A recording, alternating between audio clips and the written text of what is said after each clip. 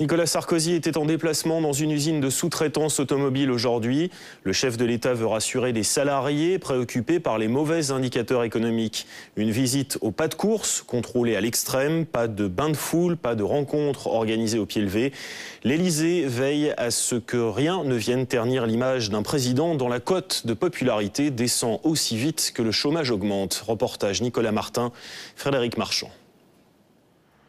La Plastic Valley de Saint-Vulbas, une zone d'activité spécialisée dans la chimie et la plasturgie qui emploie 12 000 personnes. Aujourd'hui, une vallée morte, bouclée, cadenassée. Des contrôles de gendarmerie filtrent la circulation depuis le début de la matinée dans un rayon de plus d'une dizaine de kilomètres. C'est complètement barré. Oui, c'est bon.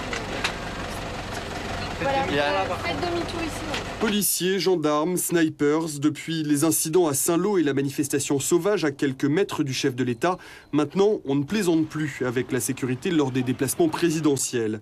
Y compris avec les journalistes, venus par nos propres moyens, on nous fait vite comprendre que nous ne sommes pas les bienvenus. Avant de nous demander purement et simplement de quitter les lieux. Messieurs, bonjour. Bonjour. Je sais bien que vous faites votre boulot. Je me mets à votre place. Je me mets à votre place. Là, ce qui se passe, c'est que tout le monde va partir sur le CIR, vous connaissez? Là, par contre, là-bas, vous êtes autorisé. Donc là, vous pouvez pas rester là. Impossible de savoir combien d'hommes ont été déployés à la préfecture. Le mot d'ordre, c'est silence radio. Pour les journalistes qui veulent approcher le chef de l'État, il faut se plier à la règle du pool. Un voyage organisé, train plus bus.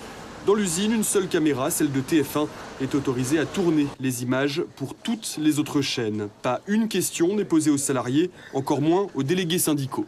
On pensait avoir un entretien donc sur Saint-Vulbas.